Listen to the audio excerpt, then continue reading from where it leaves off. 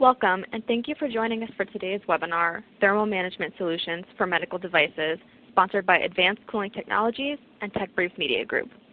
I'm Sherry Trigg, editor of Medical Design Briefs, and I'll be your moderator today. Our webinar will last approximately 30 minutes, and there will be a question and answer period at the end. If you have a question, you may submit it at any time by entering it in the box at the left of your screen. Our presenters will answer as many questions as possible at the conclusion of the webinar. If we don't get a chance to answer your question, our presenters will do their best to address them after today's presentation. During the presentation, we will also present you with 2 poll questions, which we invite you to answer at the appropriate time. In order to view the presentation properly, please disable any pop-up blockers you may have on your browser. At this time, I'd like to introduce our speakers. Pete Ritt is Vice President, Sales and Marketing for Advanced Cooling Technologies. Mr. Ritt joined ACT in 2010 to head ACT's technical services business. During this time, the group has successfully provided thermal consulting, design, and prototyping solutions to commercial customers in the lighting, renewable energy, industrial equipment, and medical industries. Throughout his career, Mr. Ritt has successfully managed numerous new technology projects in a variety of industries. He has been granted over 20 patents and holds degrees in chemical engineering from the University of Notre Dame and an MBA from Shippensburg University. Also on the line is Darren Campo, Lead Product Development Engineer at Advanced Cooling Technologies. Darren is Lead Engineer in the Custom Products Group. He works directly with customers to conceptualize, design, and analyze thermal solutions for electronics, medical, temperature calibration, renewable energy, and other technical markets. With 5 years of thermal design experience at ACT, he's taken on numerous projects that have required strong thermal and mechanical design skills and hands-on management to developing these designs into prototypes and deliverable units. And now I'd like to hand the webinar over to our first speaker, Pete Ritt.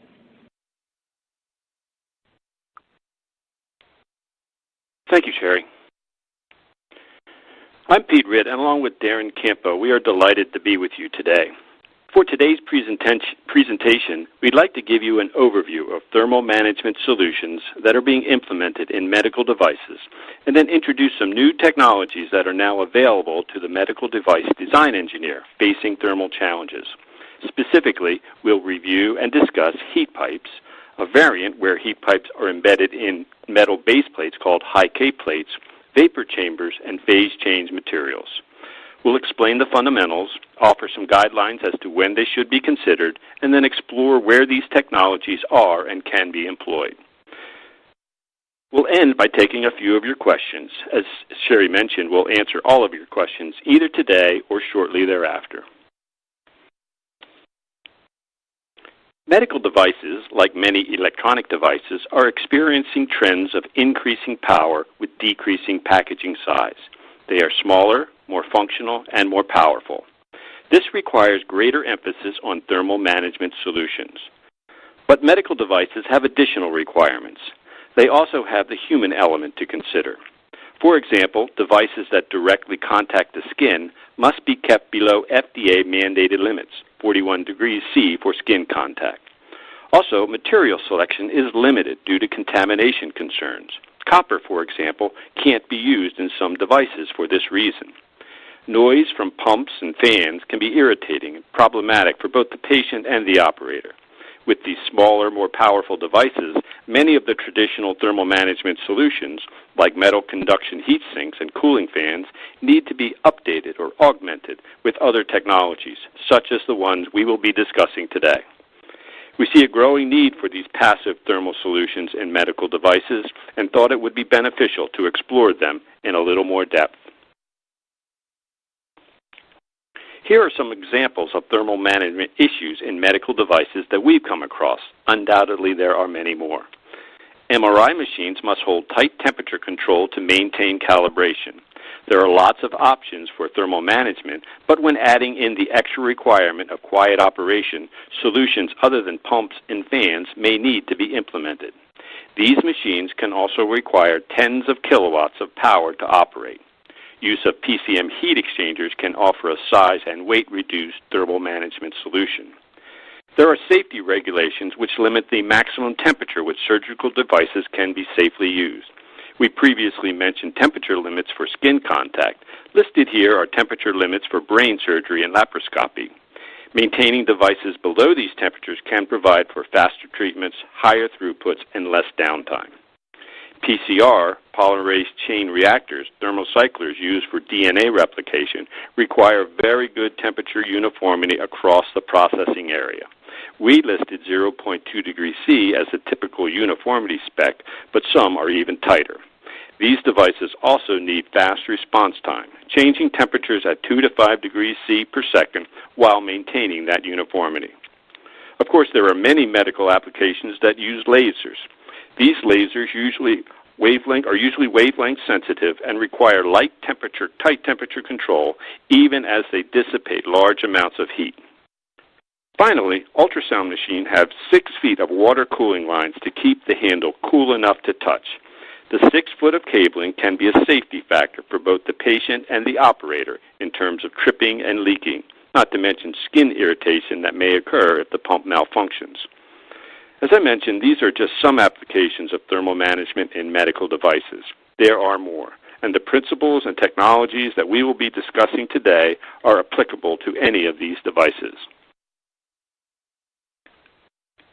For today's webinar, when we are discussing these thermal technologies, we are referring to 2 groups. The first is passive technologies: heat pipes, Heike plates, and vapor chambers. They require no input power to operate, they provide years of reliable operation, and they operate with virtually no noise. Closely aligned with heat pipes and vapor chambers are phase change materials. PCMs can be used to handle short-term peak loading of thermal input. They handle peak thermal demand. PCMs also allow system designers to size their thermal solutions for the average thermal load, not the peak load. PCMs save space, weight, and cost. To begin, we'll start with heat pipes. The schematic on the right is a heat pipe. Heat pipes are sealed vacuum devices. They are housed in a metal tube. Inside the tube is a wick structure and a small amount of a working fluid, which will transfer phases from liquid to vapor and from vapor to liquid. Most applications are copper tube, copper mesh, and water, but there are several other envelope materials, wick structures, and working fluid combinations. To work, a heat pipe must be in contact with a hot evaporator where the heat goes in and a cold condenser where the heat goes out, as can be seen in the schematic.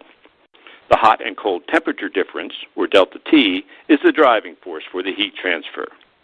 The heat from the evaporator causes the working fluid to vaporize. The vapor then flows to the cooler end where it condenses to a liquid. The condensed liquid then returns to the evaporator by capillary force of the wick structure. In this way, there is constant two-phase heat transfer, which produces a very small temperature differential within the heat pipe, typically 2 to 5 degrees C. Heat pipes are used for spot cooling, moving heat from point A to point B. Spot cooling refers to cooling discrete components, such as moving heat off the chip to a remote heat sink. In the top right picture, a heat pipe is used to move heat away from the case containing an electrical device to a cold rail at the top of the picture. In the lower picture, heat pipes are used to move heat away from the upper heat source mounting plate to the lower base condenser plate. A major benefit of heat pipes is the ability to remove heat, which can enable devices to run at higher power without concerns of over-temping. Heat pipes have significantly higher thermal conductivity than metal conductors, having thermal conductivity ranging from 10,000 up to 100,000 watts per meter K versus 400 watts per meter K for copper, for example.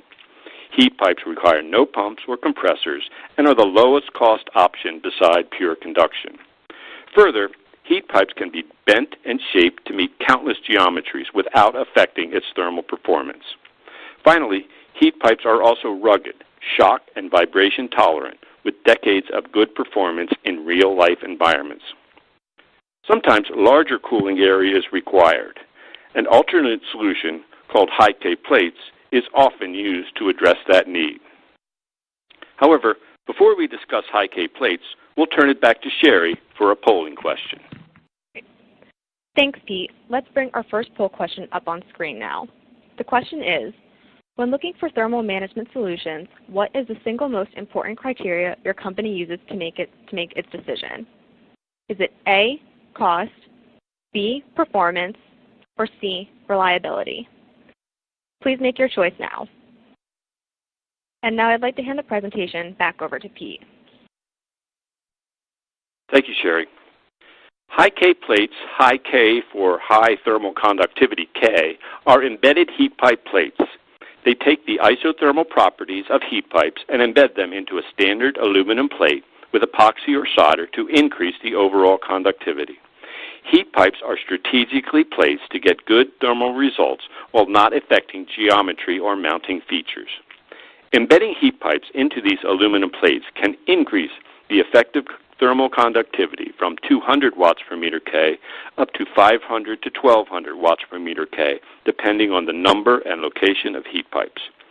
Properly placed heat pipes within the Heike plate reduce hotspot locations.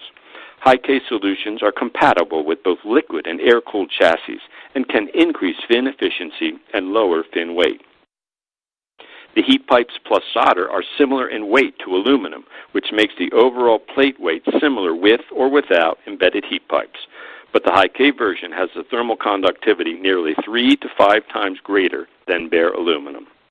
These plates can also be used as structural components within systems.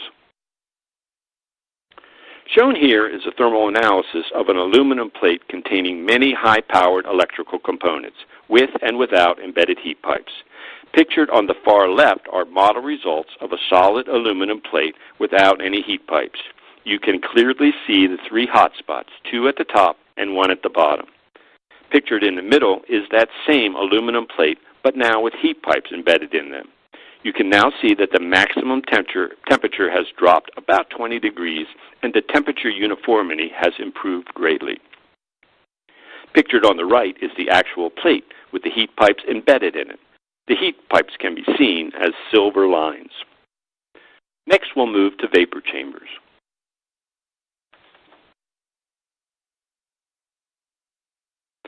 Like conventional cylindrical heat pipes, vapor chambers transport heat from a heat source to a heat sink with a very small temperature gradient. However, vapor chambers have a different form factor and, as can be seen in the diagram, enable concentrated heat inputs, as seen at the bottom of the schematic, to be spread in 2 directions. This provides for excellent thermal heat spreading across the heat output surface at the top of the diagram.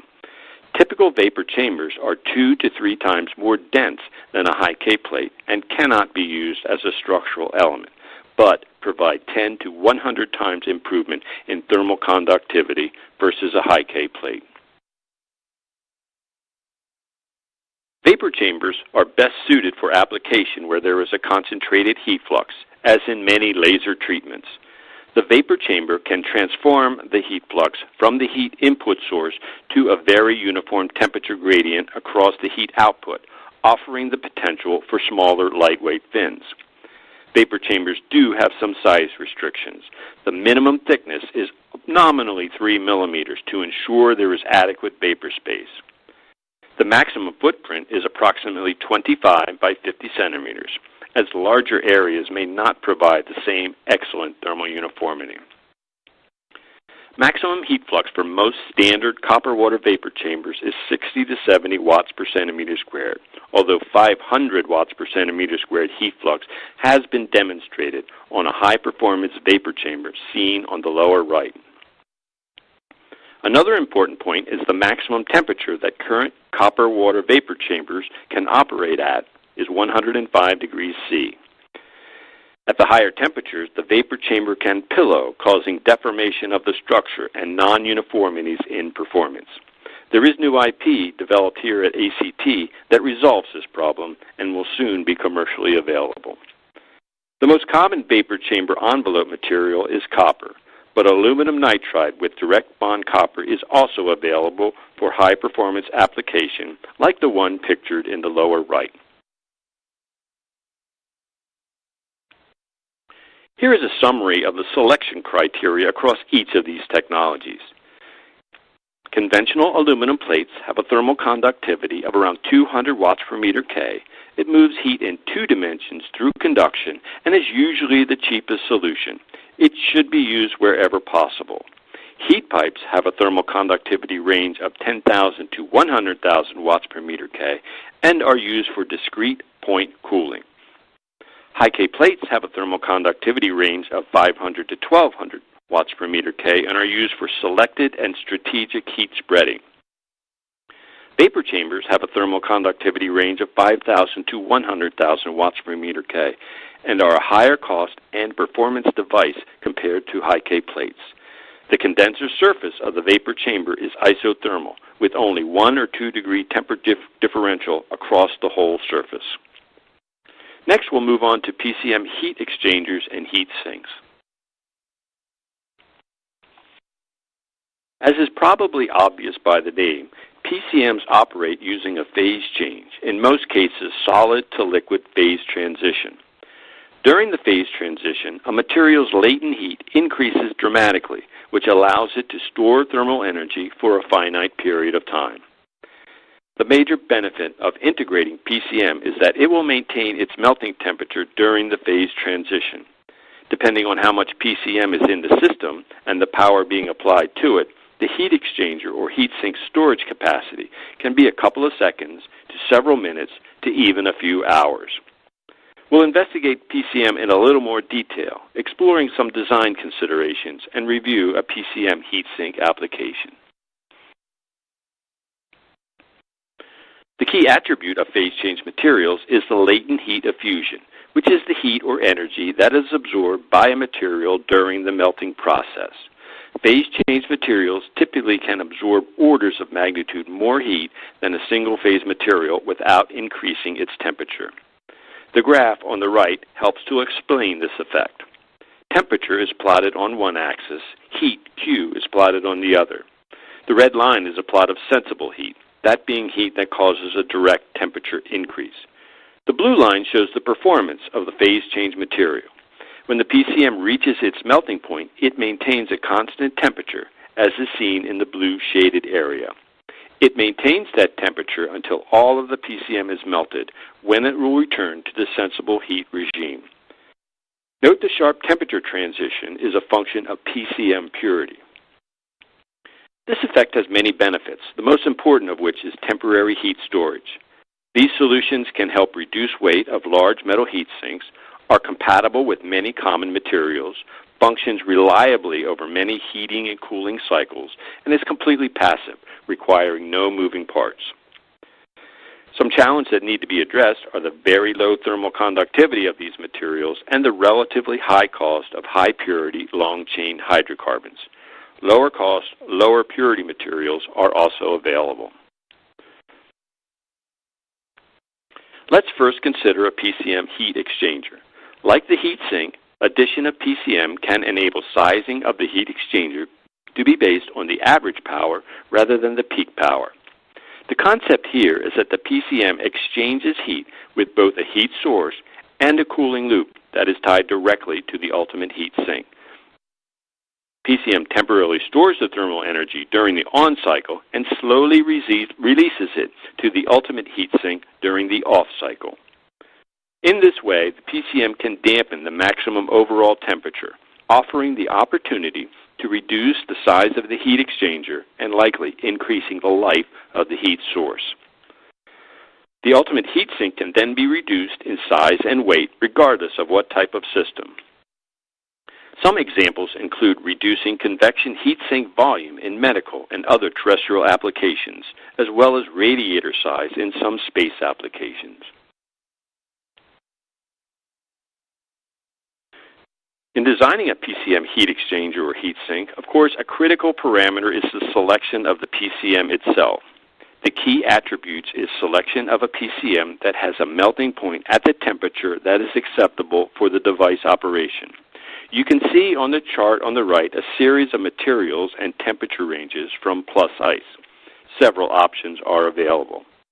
Other important parameters include compatibility with the base heat sink material, the type of PCM, its purity, and heat storage capacity.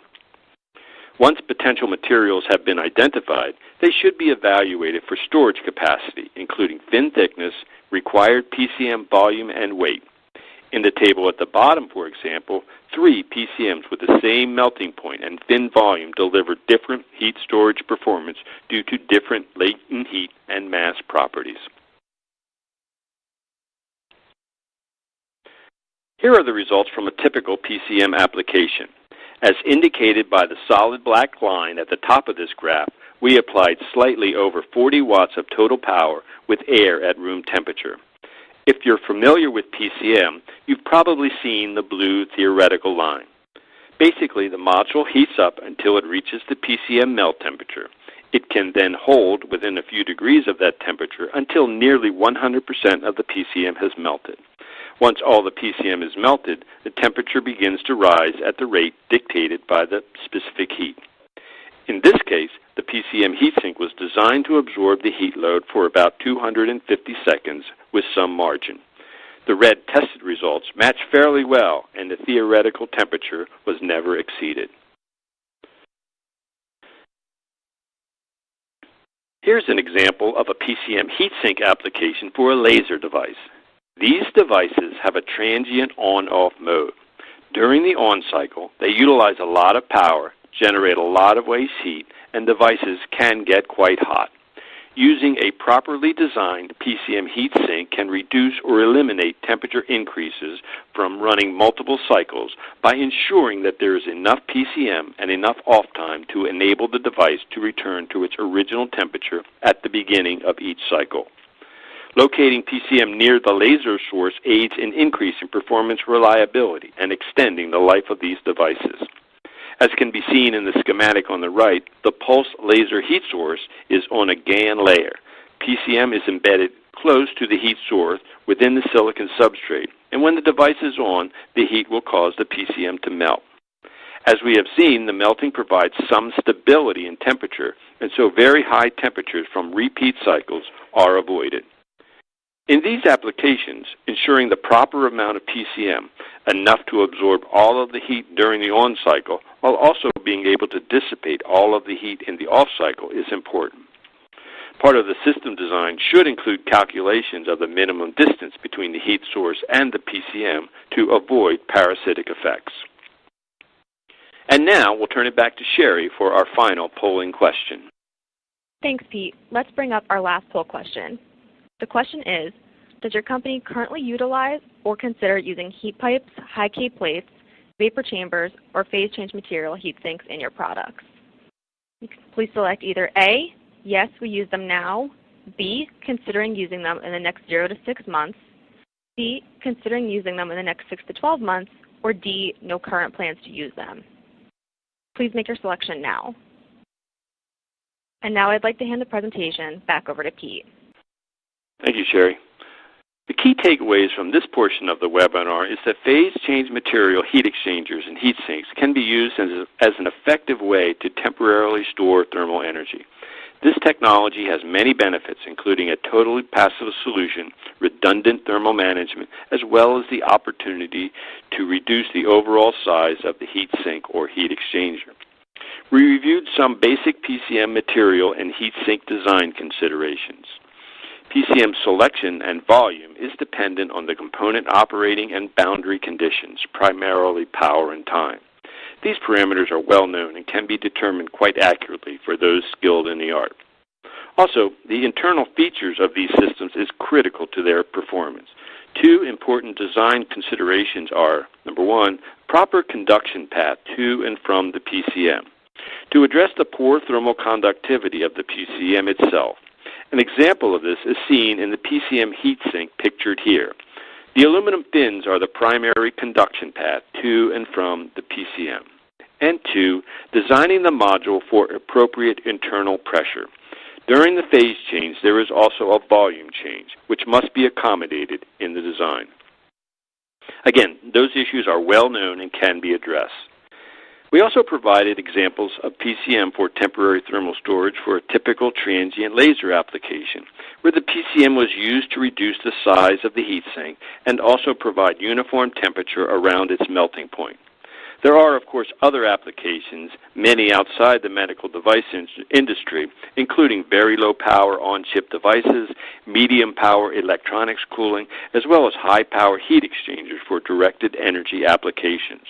Undoubtedly, there are many more, and fortunately, with the growing acceptance of this technology, there is also expertise into how to implement them.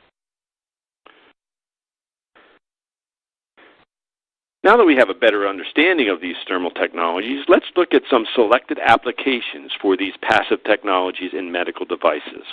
Heat pipes can be used in forceps for electrosurgery applications to quickly dissipate heat from the tip. This enables the surgeon to move quicker and safer during the procedure, reducing the risk of burning unintended tissue. Titanium heat pipes are generally used here.